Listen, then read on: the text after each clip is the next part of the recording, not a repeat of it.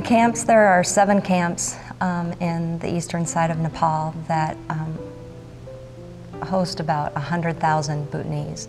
And these camps were intended to be used for a few years, I think 5 tops.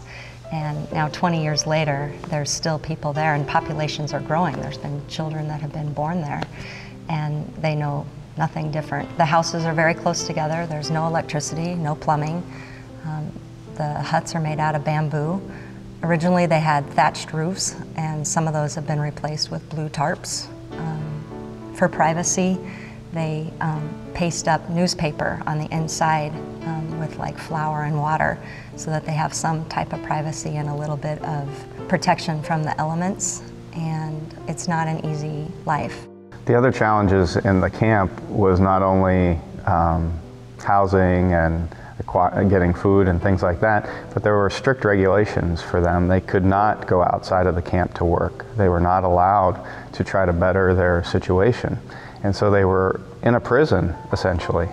I am very much happy to be in America because my life in camp was like exile. I don't have any freedom and to go outside and work. And sometimes the people, they didn't pay for me that I have worked. And my life was going like that in the camp in Nepal.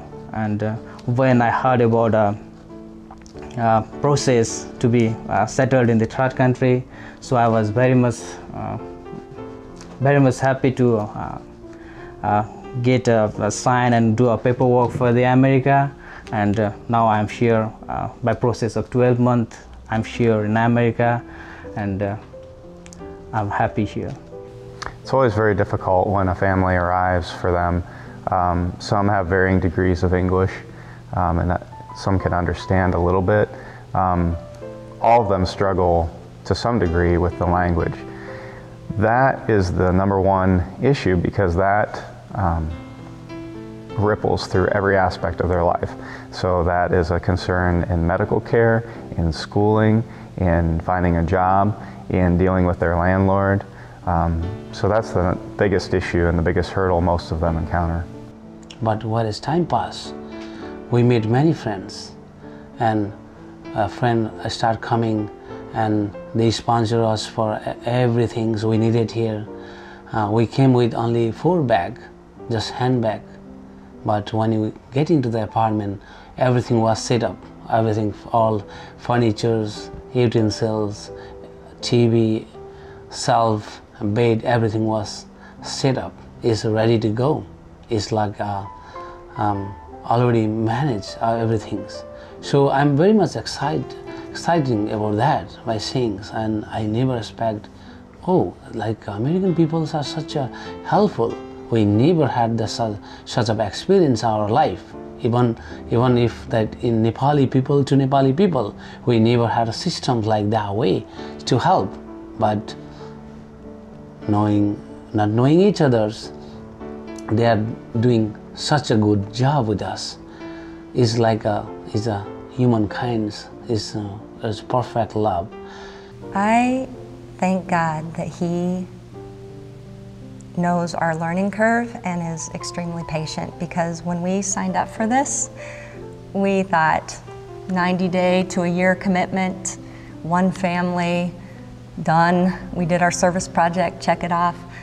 We had no idea that now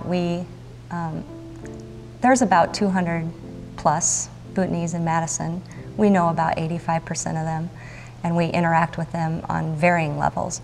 The thing is here, like Jason and Mayme, that I've been seeing since 3 years. When I met them, they used to help each and every Bhutanese family they arrive in Madison. Especially they are doing sponsor with many family. Formally they are doing like 10 family or more, but they are helping with school registrations, W-2 benefits, job applications, reading with the kids book, making people's job interviews, driving to the church, back to the home, to the shopping, everything they are doing with many families. They are two peoples, but their job is like more than a dozen peoples they are doing. And this is awesome. If we would have seen a picture of what that looked like before we started it, there's no way we would have signed up to do that. But God in His mercy is good, and He allowed us to just take step by step by step, and families came and we would meet them, and then a need would arise and we would do our best to meet that and walk alongside them. And it's not a sacrifice. This has become a friendship, and we love these people. So I very much eager to know how these American people live and what actually they wanted. They want us about our friendship. Through the friendship, I built a relationship in all over the Madisons with many American peoples. As with the sponsor, doing sponsorship with Jason and Mayme and some other peoples. So working with them and learning good things and new things in the United States, I'm very much blessed. And in the time past, I came to know the Jesus. Through the Jesus, I built the relationship with the entire Nepali community, American community, and I'm kind of now blessed and I'm saved. For us, we've had 30 plus folks involved in Bible study here, where we have shared resources that are both in English and Nepali, so that I can help teach and follow along. And another friend of ours, Josh Rousseau, can help teach as well. And that's been a really positive thing, and learning the basics of faith and digging a little deeper as the years progress.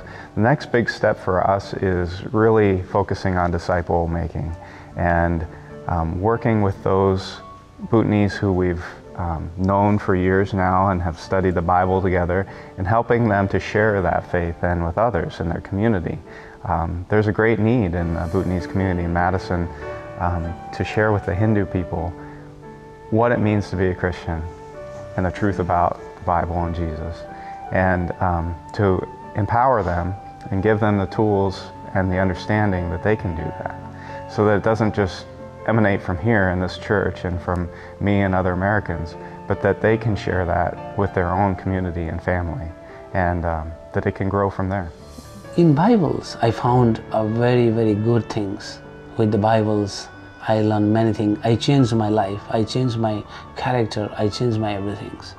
So it changed my whole life. So I decided, I talked to my wife Judah, and let's baptize. That way maybe our life will be blessed, because we don't know anything about our religions. So we decided to baptize, and we baptized in the name of Jesus Christ, and I'm saved.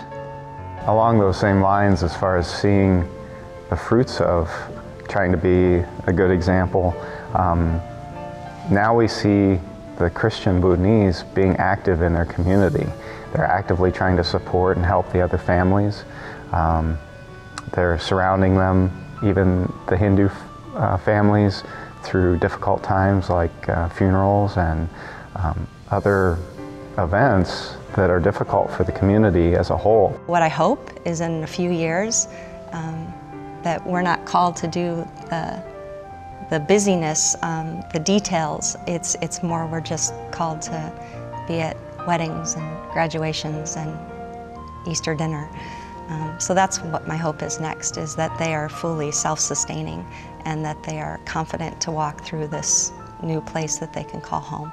I'm so excited to see the impact they have in their workplaces and in their families and in their schools. They have such an opportunity and potential to make an impact for Christ in our world in a very unique way. And I just look forward to seeing that happen.